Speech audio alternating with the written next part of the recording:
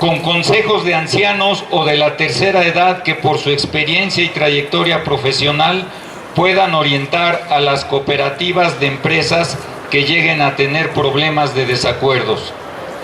Podrán integrarse a estas cooperativas de microempresas quienes estén marginados de la economía financiada, sean inmigrantes o deportados de otro país y quieran colaborar en construir un México mejor, o decidan abandonar las actividades ilícitas para participar en actividades económicas productivas. Como una auténtica economía de guerra, tendrá que incluirse al ejército mexicano, que irá cambiando su armamento por instrumentos de trabajo para su activa participación en el rescate ambiental, producción agropecuaria, salud pública, servicios educativos, artísticos, culturales, deportivos, etcétera, llevando a presidiarios que también quieran colaborar. Esta acción preventiva a la ley de transparencia permitiría documentar por la ciudadanía la aplicación de las reformas estructurales para su ratificación, derogación o modificación, las licitaciones para concesionar la extracción de los recursos naturales, su procesamiento o distribución, también tendrían que consensuarse ante la sociedad civil y podrán concursar uniones de cooperativas de especialistas. Este ya no sería un régimen republicano que se ha vuelto caduco ante el avance de la globalización, sino que sería una democracia real o autogobierno del pueblo, impulsando una nueva economía mixta, capitalista y comunitaria, capaz de lograr la sustentabilidad integral de cualquier nación de la actual civilización global. El movimiento estudiantil de 1968 demuestra que desde hace 50 años el régimen republicano ya era caduco en México, lo que se ha venido confirmando con los sucesivos gobernantes que solo han podido ser ladrones y usurpadores disfrazados de neoliberales.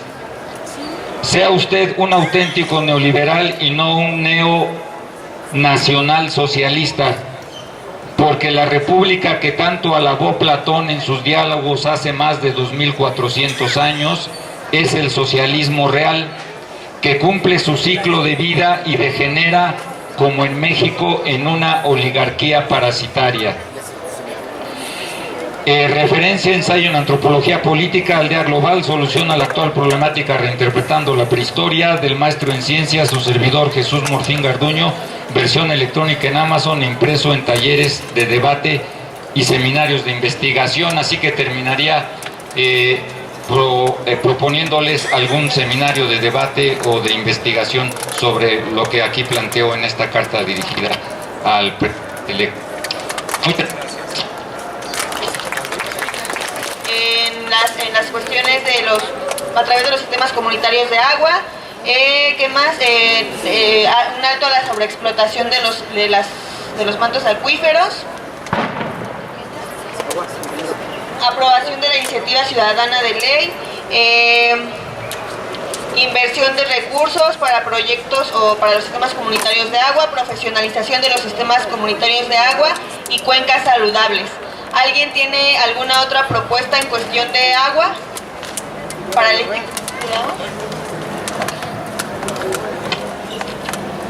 Buenas tardes. Sergio Velázquez Morales, de Coyotepec. Esto que voy a comentar no es precisamente una propuesta, sino es un pequeño comentario respecto a cómo está la situación de la administración del agua potable de Coyotepec en estos momentos. Mi compañera Adriana, a quien pido que levante la mano, Adriana Rodríguez, la tesorera de la Administración de Agua Potable, y mi compañero Eduardo Martínez Lázaro, que es el secretario de la Administración de Agua Potable de Coyotepec.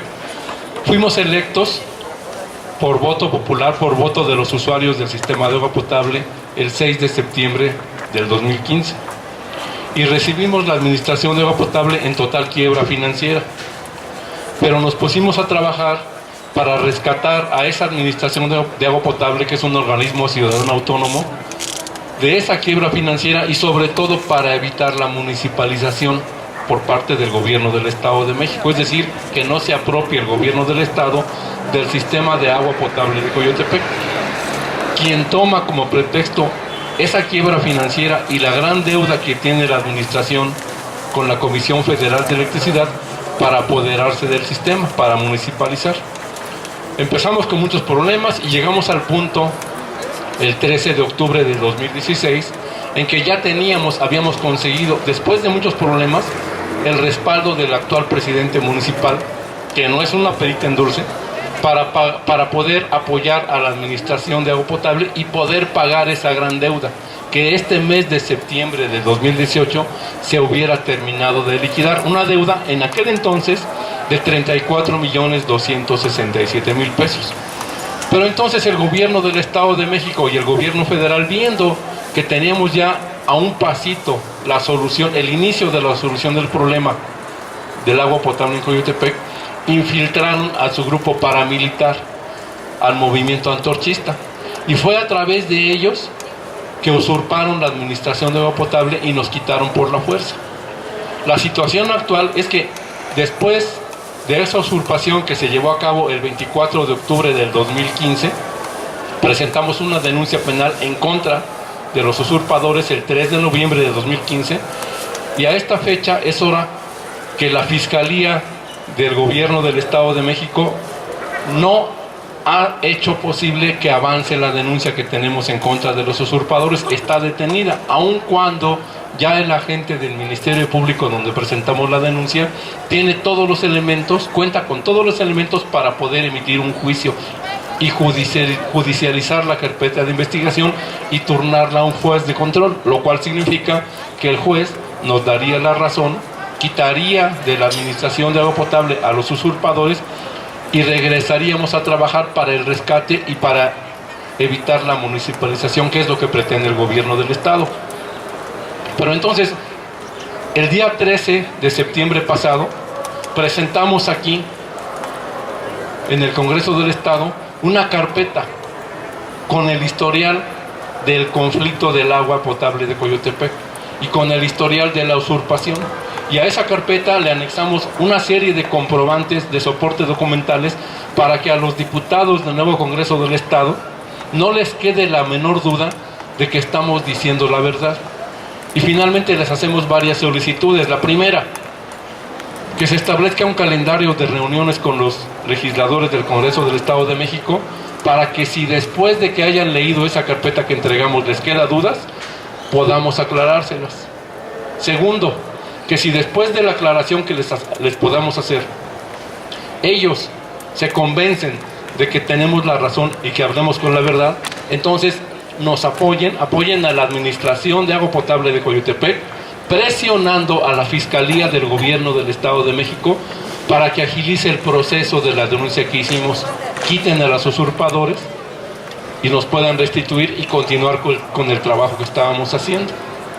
Y la otra es, el 31 de julio de este año, el presidente electo Andrés Manuel López Obrador declaró que la Comisión Federal de Electricidad va a condonar la deuda a los morosos, a los que no han pagado la energía, del 1 de julio para atrás, ¿sí? Y más a los que se encuentran en resistencia, como lo es la Administración de Agua Potable, que tiene sin pagar energía eléctrica 9 años aproximadamente, salvo el tiempo que estuvimos un año que sí pagamos de energía anticipadamente. Entonces, la última petición que le hacemos al Congreso del Estado de México, que ya no es priista, es que nos ayuden para poder conseguir la condonación de esa deuda ante la Comisión Federal de Electricidad. Entonces, lo que se dijo inicialmente por aquí es que ya existe una situación distinta en el Estado de México y que el Congreso tiene mayoría no priista, y entonces estos legisladores de mayoría no priista les estamos solicitando, les estamos pidiendo, demuestren con hechos lo que en sus campañas políticas argumentaban, que iban a hacer algo diferente en el Estado de México. Y en concreto en Coyotepec les estamos pidiendo que demuestren, pero con hechos, primero presionando a la Fiscalía del Gobierno del Estado para que se agilice la carpeta de investigación y podamos rescatar la administración de agua potable de manos del grupo paramilitar del gobierno priista del Estado de México y federal, Antorcha Campesina. Y después, para poder conseguir, a través del apoyo del Congreso también, la condonación de la deuda, que ahorita inicialmente era 34.267.000, pero los usurpadores en menos de 2 años ya la han aumentado otros 4 millones. Bueno, no nos importa, pero que nos apoyen para conseguir la deuda. Esa es la situación actual de la administración de agua potable. Y seguramente por ahí otros organismos comunitarios de agua también tienen problemas. Bueno, que se vea con hechos por parte del Congreso no priista del Estado de México lo que ellos ofrecieron en campañas.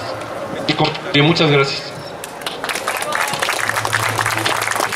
No se pueden pagar por parte de los sistemas comunitarios de agua, y que también es muy importante que se tome en cuenta en la legislación, o que los legisladores hagan como trabajo con legislación federal para que se les condonen las deudas. En cuestión de, ¿alguien más tiene alguna propuesta legislativa para el tema de agua? Si no, entonces pasaríamos al de educación. En educación es pues garantizar el derecho, las propuestas que comentó el maestro, es garantizar el derecho a la educación con el funcionamiento correcto de las escuelas en cuestión de edificios, instalaciones, materiales de enseñanza, planes educativos y maestros calificados con sueldos competitivos. La permanencia de las normales y las normales rurales, capacitación a los profesores, no a la privatización de la educación, recuperar los derechos laborales del magisterio, la abrogación de la ley Panal, de la ley Estorbo, de la ley CEMIM, y dentro de esta una auditoría externa que revise las finanzas de justamente. Y no sé si alguien más tenga alguna otra propuesta en cuestión del tema, en el eje temático de educación.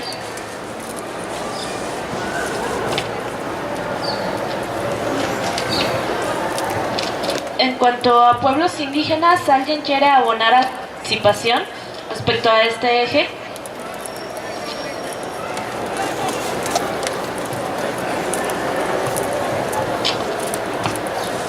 Soy Ismael Alvarado, vengo de la comunidad de la Magdalena Panoaya.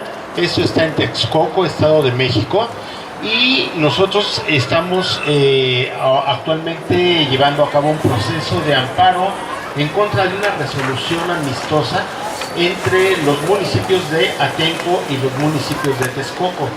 Esta es una decisión que tomaron los presidentes municipales con su cabildo y fue promovida ante el gobierno del Estado de México y la Dirección de Límites Territoriales, también, al igual que muchos de ustedes, sin consentimiento.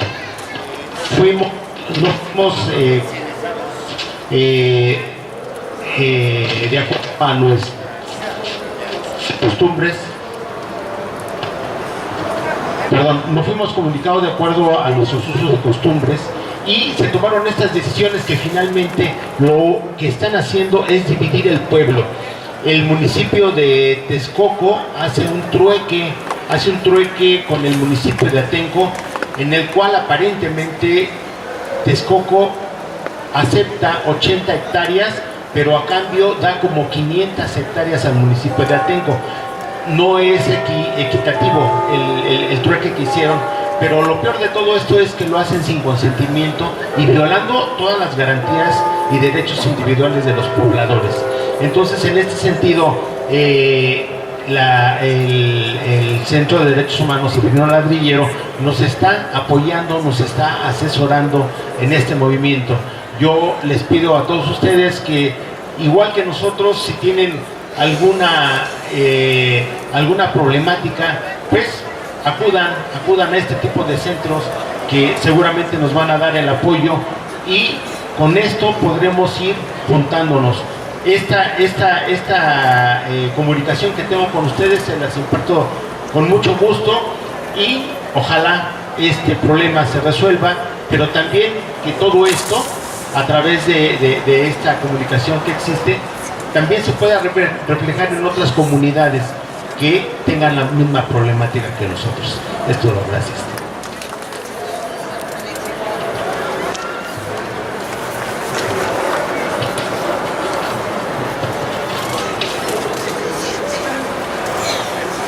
Bueno, buenas tardes. Soy Juan Valencia, venimos de la comunidad indígena de Amecameca, Estado de México. Venimos junto a mi compañera y yo, acompañados del compañero Jacobo. Creo que dentro de las propuestas que dicen de los pueblos indígenas, yo sí quisiera que se tomara en cuenta una propuesta sobre los derechos culturales, que es la espiritualidad de la Madre Tierra, que es ahí de donde venimos y vivimos, que hasta el día de hoy se ha perdido ese respeto. Creo que la espiritualidad que nos ha mantenido a nosotros como comunidades legítimas, porque así como dice el señor de Texcoco, han implantado un montón de gente que ha suplantado a los verdaderos, a los originales. Entonces también que se le dé el respeto, el derecho a la cultura y que se nos tome en cuenta para que realmente los que estamos defendiendo este principio de respeto, sobre todo con los recursos naturales, agua, bosques, tierra y aire, y que se sigan conservando, además de promover otras iniciativas, ¿no? Para que no se pierda esto. Creo que sí es importante resaltar lo de los derechos culturales, porque hay bastantes. En cada comunidad que los hemos llevado a cabo y los hemos cuidado, están latentes. Y sí tenemos que cuidarlos y enseñarles a los legisladores que eso no se pierda, que se conserve y que se nos tome en cuenta como pueblos originarios. Gracias.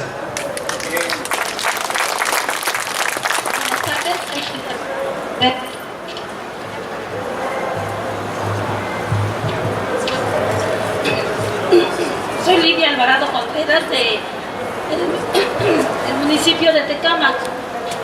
Mi pueblo se llama Santo Domingo Ajoloapan, lugar de ajolotes. Uniendo las dos temáticas, la de ecología y el agua, lo que me gustaría agregar es de que se viera lo de cosechando agua. ¿Cómo cosechar el agua? El agua pluvial en aljibes, barrancas, jagüeyes, en las casas, o sea, que eso también se pudiera dar. Y uniendo también las dos temáticas de pueblos indígenas y educación, pues en esta reforma educativa, en el Jardín de Niños del Nieto y en la escuela de la hija, dicen que la lengua materna es el español. Entonces, cual no es así, tenemos nuestras lenguas maternas. Entonces también es importante ver esa situación. Y sobre pueblos indígenas, hasta donde yo sé, y me había acercado a los compañeros que tenían esa temática, de que si bien, como dijeron las compañeras, se necesita ver a la X autoridad, CEDIPIEN, para que nos pongan en el catálogo de pueblos indígenas,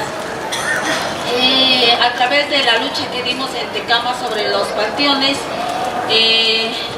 pues nos informamos que en las comunidades indígenas o pueblos indígenas, lo primero que tendríamos que hacer, y bueno, si estoy mal pues me corrigen, lo primero que tenemos que hacer es una asamblea comunitaria en la cual la comunidad se autoascribe como pueblo indígena, y de ahí ya partir para los demás trámites.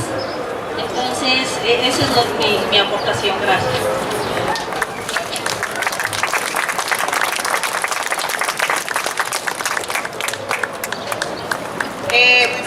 Son los ejes temáticos que se abordaron o que quedaron que abordamos en esta sesión de trabajo.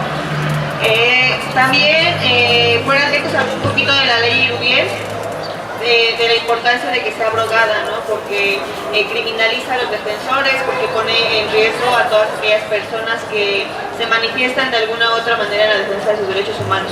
También se habló de la cuestión de los presos políticos, de cómo justamente estos defensores de los derechos humanos han sido criminalizados. Y el profesor Neri nos presentó 16 casos de los que tenemos conocimiento, ¿no?, de presos políticos en distintos lugares del Estado de México. Me gustaría igual invitar a la señora Marisela a que nos pase un poquito a contar sobre la situación y después al compañero.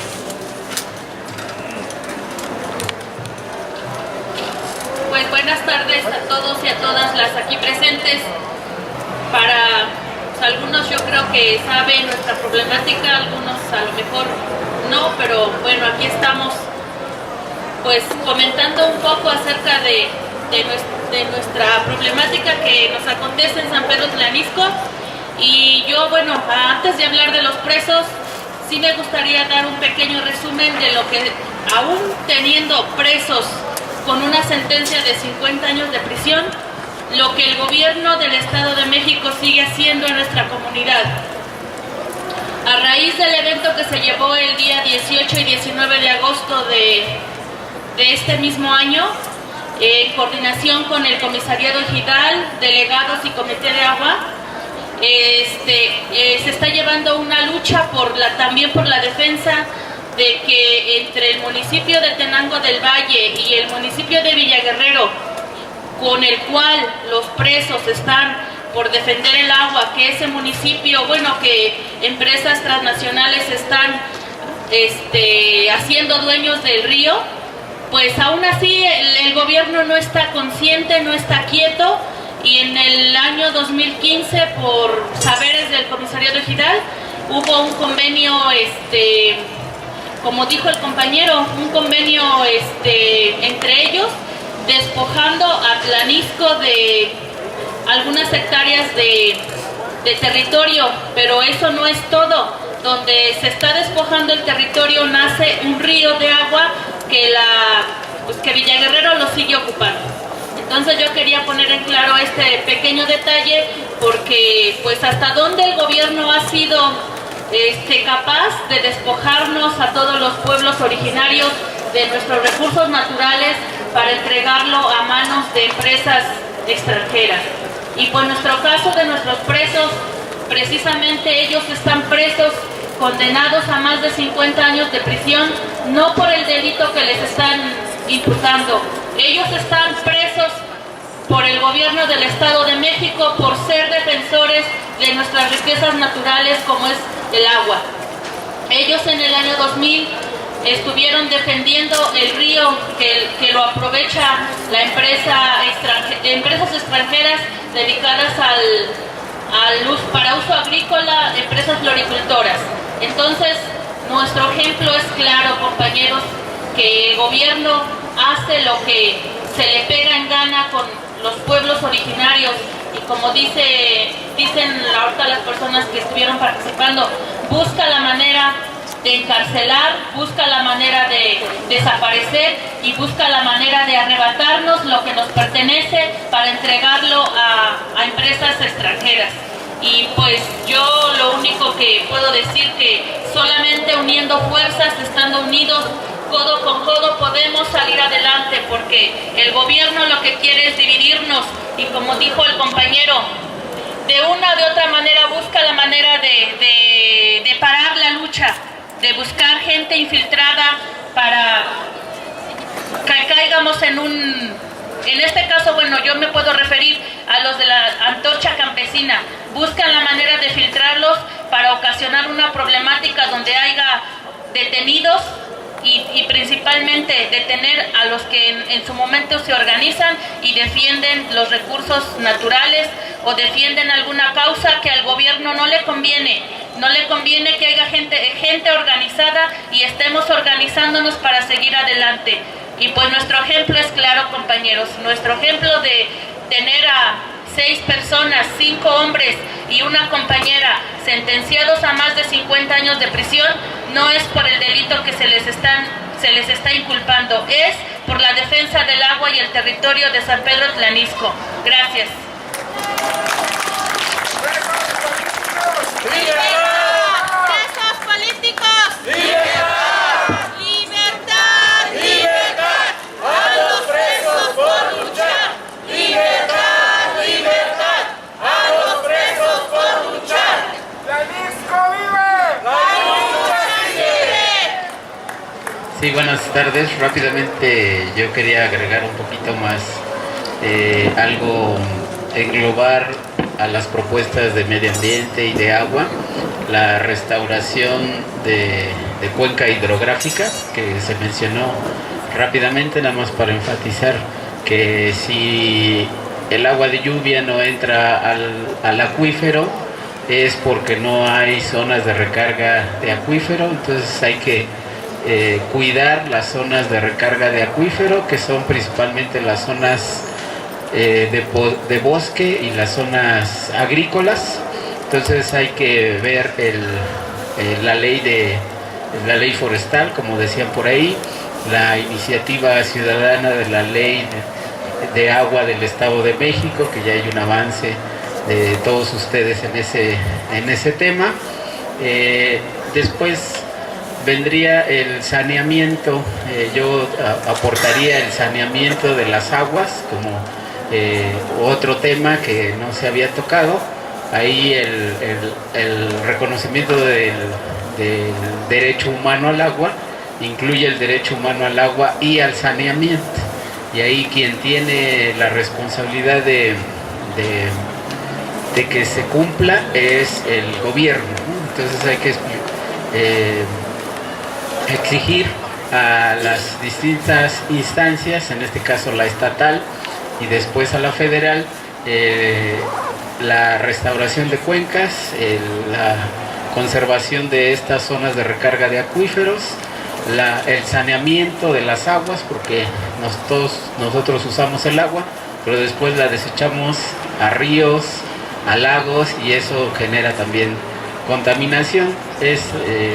Bueno, nosotros aprendimos todo esto en un plan hídrico que hicimos en el oriente del Estado de México, de los ríos Amecameca y La Compañía, y ahí lo que hicimos fue ir con la gente y ver cómo podríamos rescatar. Entonces ahí tiene que ver con la ley de participación ciudadana también, y con la ley de infraestructura que pueda generar recursos, como mencionaban por ahí, generar recursos para todas estas obras. Por ejemplo, para la restauración de acuíferos se necesitan presas de gavión que no dejen que se venga el agua hacia los ríos y se contamine, sino que infiltre al acuífero con estas presas de gavión, presas de mampostería, de trinchera. Hay muchas formas de... Ah, sí. Luego